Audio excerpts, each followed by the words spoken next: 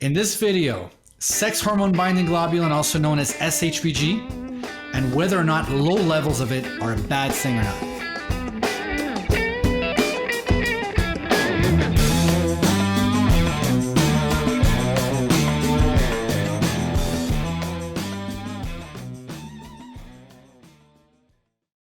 Hey guys, welcome to the Danny Bossa podcast. I'm back again with Justin Groce of the Restore Clinic.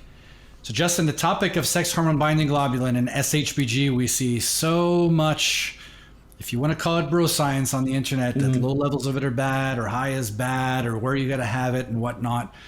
The guys that are specifically have low levels of SHBG prior to getting on TRT, they come to your clinic, you see that they're low. What are your thoughts typically?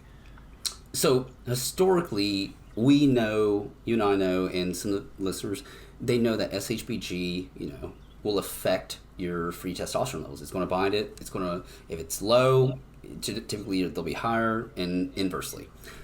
Now, so I approach the SHBG a little bit differently, and I'm talking about an SHBG for patients prior to getting on TRT, not one's on it, but prior. So say, Mr. Danny, say if you come to me, you're a new patient, we go over your blood work, we're looking at it, and I'm like, boom, SHBG, single digits, red flagged.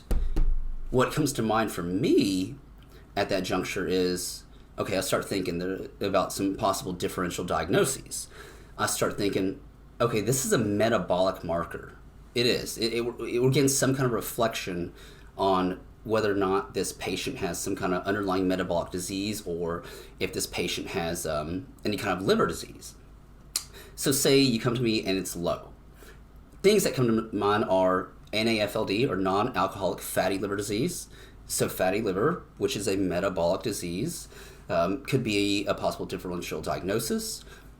Prediabetes / insulin resistance, glucose intolerance. Those are the type of things I start thinking of if you come to me and your SHBG is low, because I know that it's a reflection of your liver's health, your metabolic health. Could also be implication if you need to cut back, man, you need to start hitting the gym, you need to start cleaning up your diet, you need to cut off the alcohol, do you have high triglycerides, whatever. That's kind of how I look at SHBG. Now, if you are on TRT and your SHBG is low, but prior to TRT it wasn't, I'm like, yeah, whatever. You're on an exogenous androgen.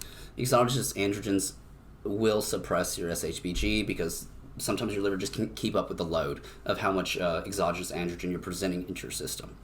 So yes, SHBG is more than just looking at a protein. We're looking at possible metabolic implications from the patient's health. Got it. Okay, so guys that's not on TRT presents with low SHBG, it could be an indicator of a potential underlying condition that's driving it down. Then you'll investigate. If the guy had normal levels of SHBG prior to starting TRT, is now on TRT, and obviously the androgens are potentially driving it down a little bit, you just might see it low, but you know that it's the androgens that's driving it down, no big deal. So the guys that are presenting with low SHBG prior to getting on treatment, yes, what are typical labs you're running? If they have low SHBG, so things that they would want to do to rule out any kind of underlying metabolic disease. Obviously, you want to check your fasting glucose. Cool. You should do that anyway as part of your typical CBC, CMP, just your typical workup. Insulin level, ideally fasting. But here's one test, and we talked about this while we were offline, was the C-peptide. Yeah. So C-peptide gives us an idea of your pancreatic beta cell residual volume, or your residual mass, or some people say pancreatic beta cell mass. Now, what that does is it lets us know how much volume of active beta cells do you have that can still produce insulin. This is one test that you're not going to encounter often in clinical practice, but that's why we're having this conversation, so that whoever's listening knows, hey, maybe I should get that checked. Because you know what? Your beta cell mass may be suppressed. It may be on the decline. Meanwhile, your glucose looks good because that's a compensatory response. That means those beta cells, whatever you have residually left, they're working double time. They're pumping out as much insulin as they can. Meanwhile, your sugar looks good. And your A1C may look good, but your pancreas is burning out. And guess what, man? When that shit burns out, guess what? You're officially diabetic and you're on insulin the rest of your life. That sucks.